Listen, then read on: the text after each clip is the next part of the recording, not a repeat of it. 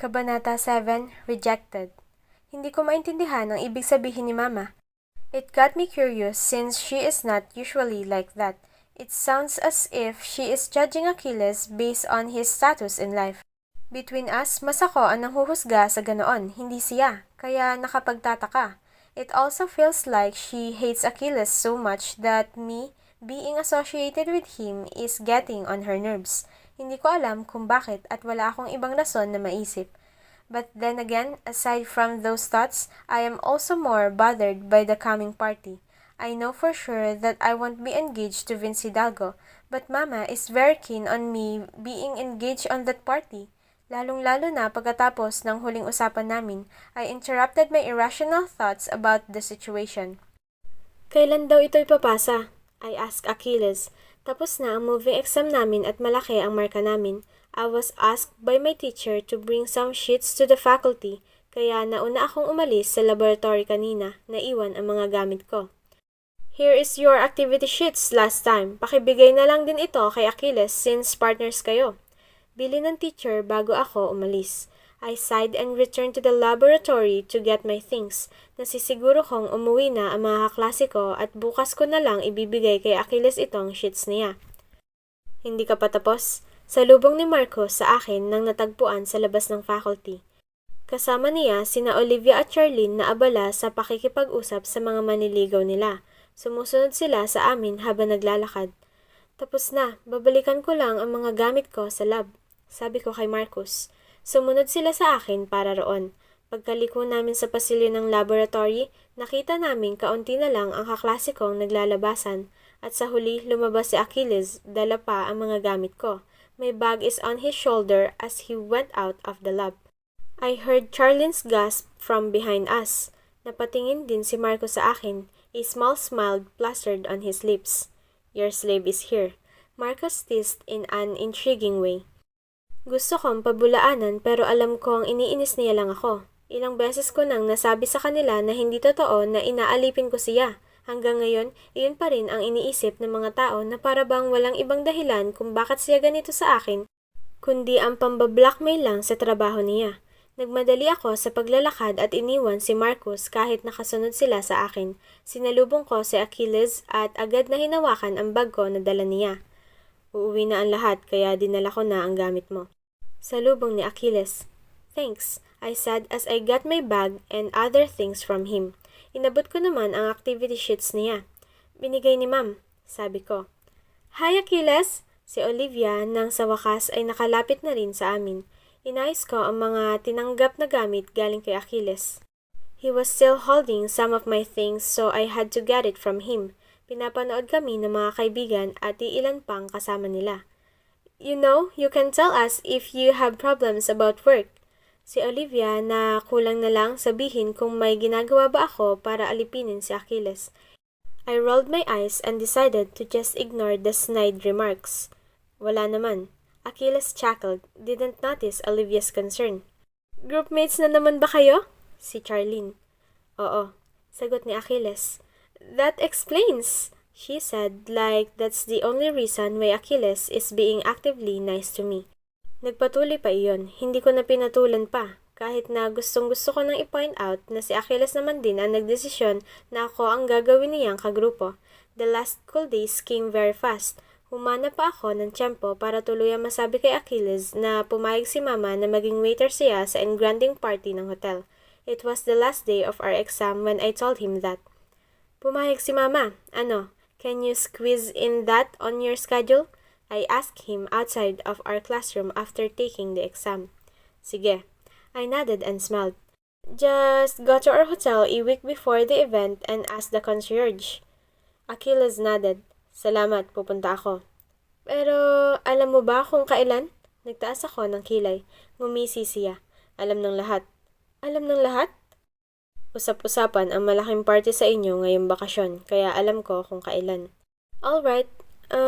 Saan ba ang inyo? If you forget, I can send a concierge to go to your house. Achilles chuckled again. Hindi na kailangan. Hindi ko makakalimutan. Kailangan ko ng trabaho at nagkasundo tayo, di ba? Ngumusa ako at tumango. At malapit lang ang bahay namin sa inyo. A minute walk from your hotel. Kaya madaling puntahan. My eyes widened at that information. Really? You're kidding. Malapit lang, pwede mong andaanin sa batuhan, sa katabing barangay lang. My mouth formed into a small O. Hindi ko alam iyon. At unang bahay pa galing sa batuhan, kaya malapit lang talaga. Ganoon kalapit? Gulat kong sinabi. Honestly, the next vacation month was boring. Hindi ako makabisita kina Tita Domitilla dahil nanatili si Mama at Papa sa bahay para sa party. The only way that I could be entertained that whole month is have Marcus, Olivia, and Charlene come over. Sawang-sawa na ako roon at gusto ko nang pumasyal kina Tita Domitilla. I attempted to go to Tita Domitilla's house once. Pinagsisihan ko naman agad iyon papunta pa lang sa kanila. Maaga akong umalis ng bahay. Nagpaalam lang ako na maglalakad-lakad sa dalampasigan kaya hindi na ako pinasundan ng kasambahay o ng bodyguard. I was already halfway to Tita Domitilla's house when one of the houses I usually pass by slightly gave me goosebumps. Naglalakad ako sa buhangin nang sa gilid ng mga mata ko ay parang may nakita akong nakatayo sa balkonahe ng abandonadong mansyon. Nag-iisa ang mansyong iyon sa kahabaan ng niyugan at kagubatan. Pero hindi ko na iyon masyadong iniisip noon dahil halos lahat naman ng nagdadaan ng bahay pagkatapos ng samin ay abandonado at mag-isa. I stopped to look at the windows of the old but elegant wooden mansion in the middle of the long stretch of the beach. I started walking again and pretended that I didn't notice whatever I was feeling when another thing caught my peripheral vision near the garden of that certain house.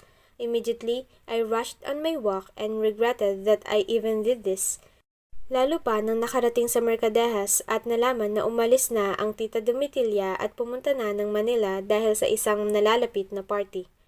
Mama, why can't I go there to join the party? I asked when I went home and found out that I have an invitation for it. You have your own party to think about, Marem. I am joining that stupid party next month. At least you can do for me is let me go home and join that party with my friends. Giit ko. Mas lalo lang kaming nagkalabuan ni Mama ngayong narito siya sa Costa Leona. Lagi kaming nag-aaway at lalo na dahil sa party na iyon sa Manila. You have a party to think about, Maria Emilia. Those parties in Manila shouldn't be your concern. But I am invited, kaya bakit pati iyon bawal? Ilang taon na ako rito, sinusunod ang gusto mo, pero kahit kailan hindi mo ako pinauwi man lang sa Manila. Saan mo ba nalaman ang tungkol sa party na iyan, anyway? I paused because it feels like she will get mad once she realizes that I've been going to Tita Domitilla's mansion. And you're here in Costa Leona to realize things. Realize things, Mama? I said, exhausted at her reasons. I've been here for years. I get that you don't want me joining theater at natiis ko ang ilang taon dito dahil dyan. Pati ba naman itong party na imbitado ako at ang mga kaibigan ko, pinagbabawal mo? Maria Emilia! Tumaas ang boses ni Mama. I always talked back to her but I know when she's really pissed when we're in the middle of our arguments. Ito iyon. You are talking back like a mad lady. Saan mo nakuha iyan? She said alarmed. Hinabol ko ang hininga ko sa iritasyon at frustration sa lahat ng ito. Hindi ko talaga maintindihan. Hindi naman ganoon kalala ang kasalanan ko noon para parusahan ng ganito. I just want to go to Manila and have some time with my friends on that party I was invited. Uuwi rin naman ako dito at gagawin ang mga gustong gawin ni Mama. Kaya hindi ko alam bakit hindi niya ako pinagbibigyan. At saan mo ba nalaman ang tungkol sa party na ito? She said in raised voice. I gritted my teeth. Her eyes narrowed. Don't tell me you've been going to the Mercadejas mansion. Hindi ako nagsalita. Pakiramdam ko lalo kaming hindi magkakaintindihan kung aamin ako roon. And why is a party in Manila so important to you? I'm telling you, you have a party here you need to... That's not my party! I said in a frustrated tone. That's yours! Nothing about it is what I want, kaya don't expect me to treat it as my party. Namilog ang mga mata ni Mama sa galit. Marem! Sigaw lalo ni Mama, gulantang sa sunod-sunod kong sagot sa kanya. I bit my lip, trying hard not to talk back anymore.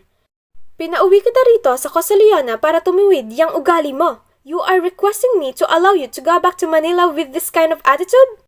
Yumuko ako, naiiyak sa frustration. I really don't get her.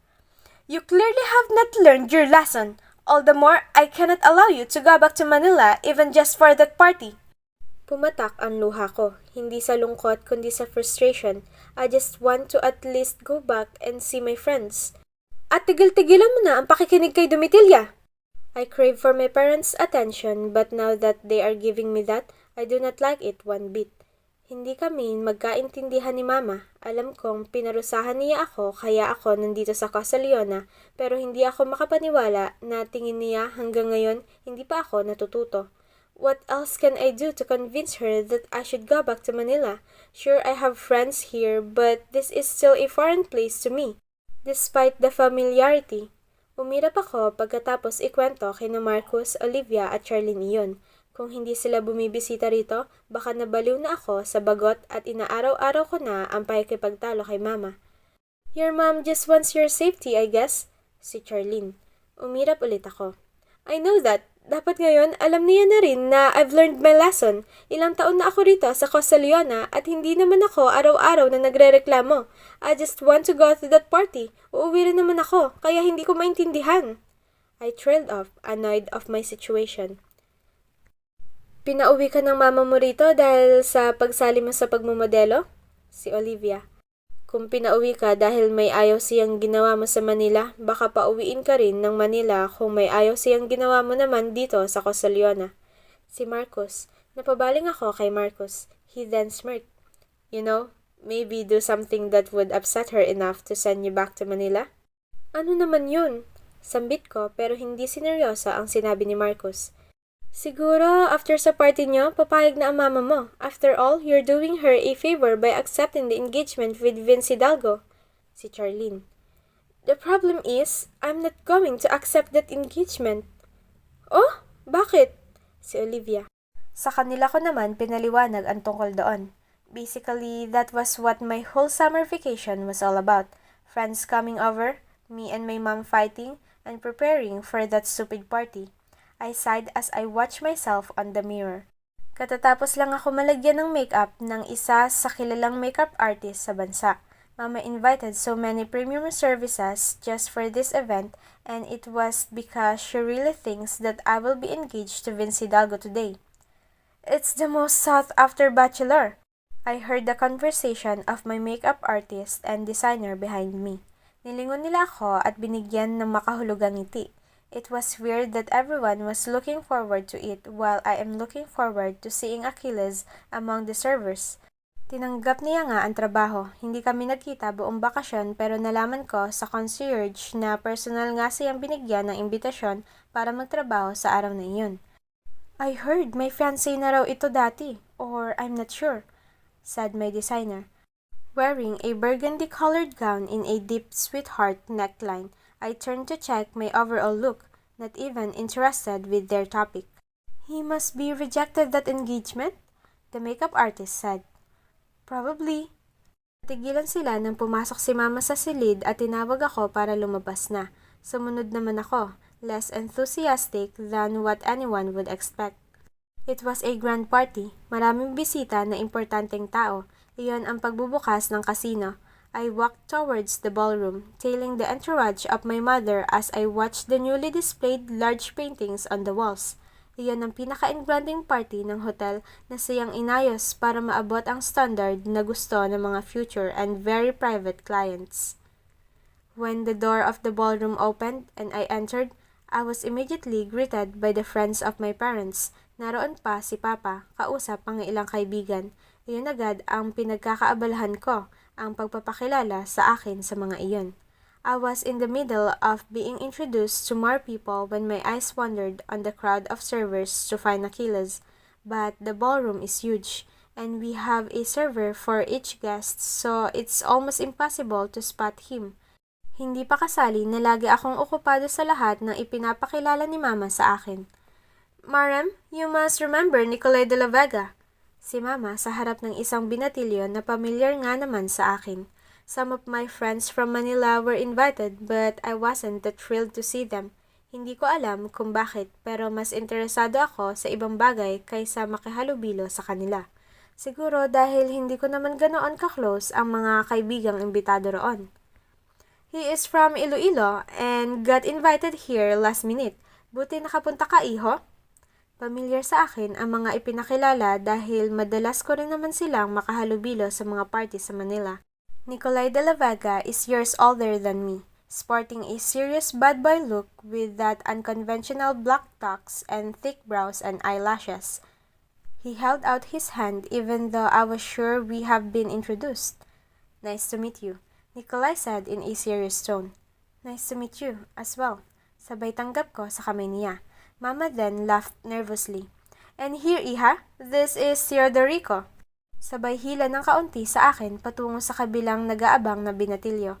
Nabitiwan ko tuloy ang kamay ni Nicolay.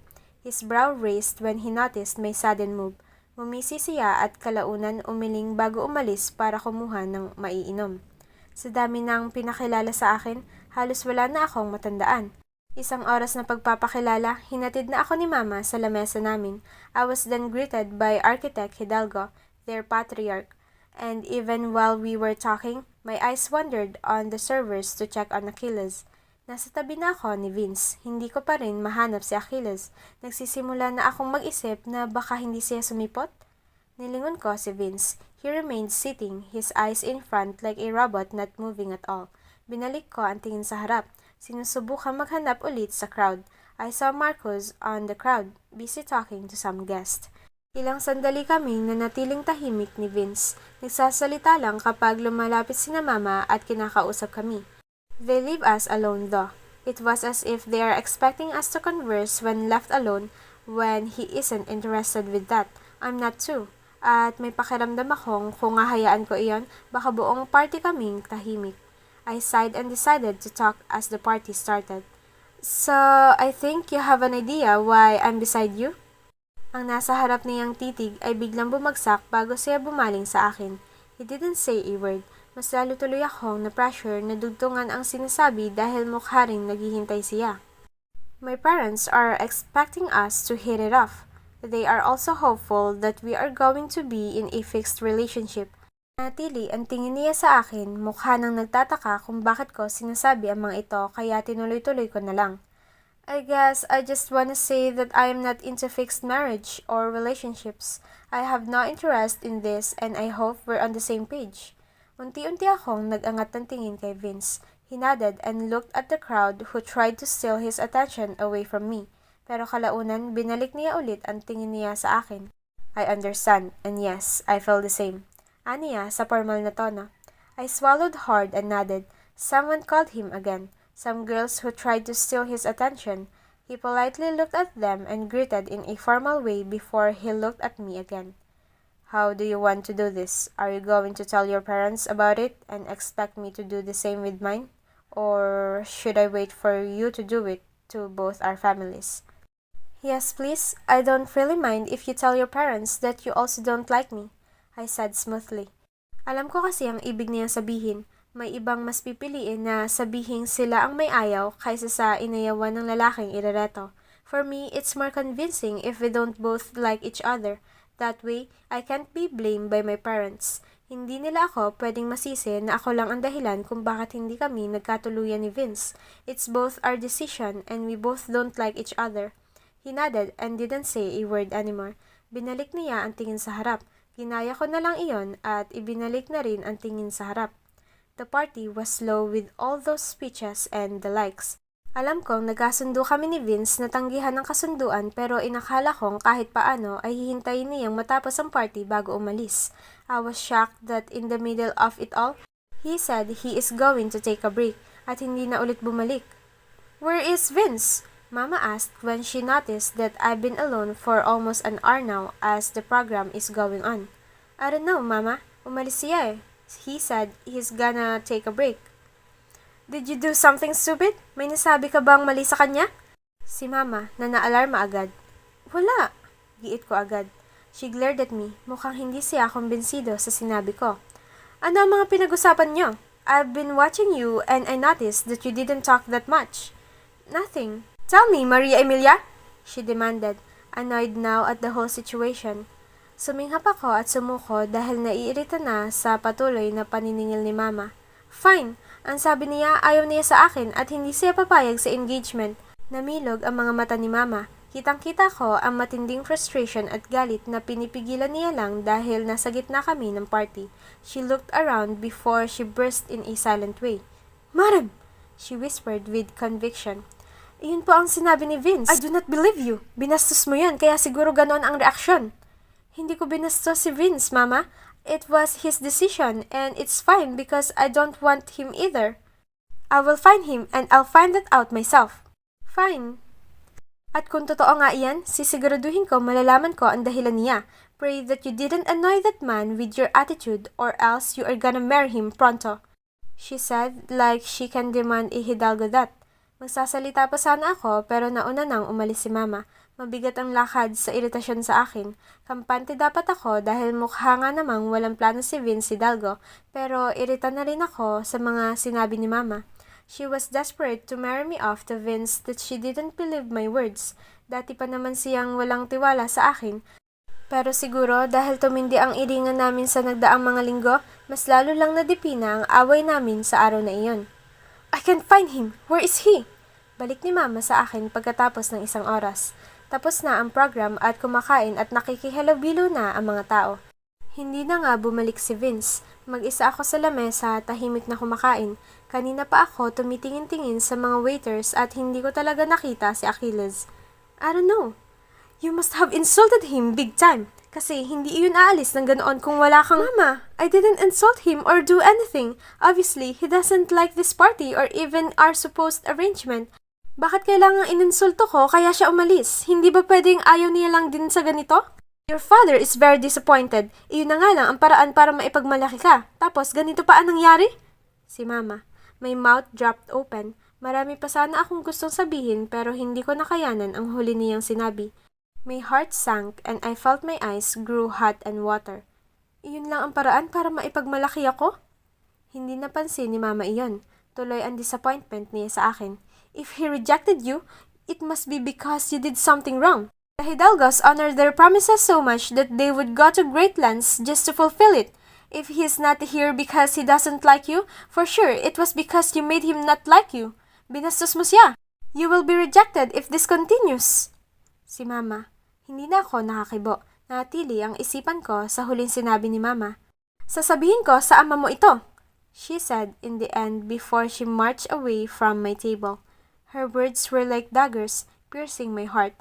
Alam kong importante ito para sa kanya, pero hindi niya ba talaga nakikita na hindi na ako masaya, na napipilitan na ako, at kung madidisappoint nga si Papa gaya ng sinabi ni Mama, yun lang ba talaga ang paraan para mapasaya ko sila?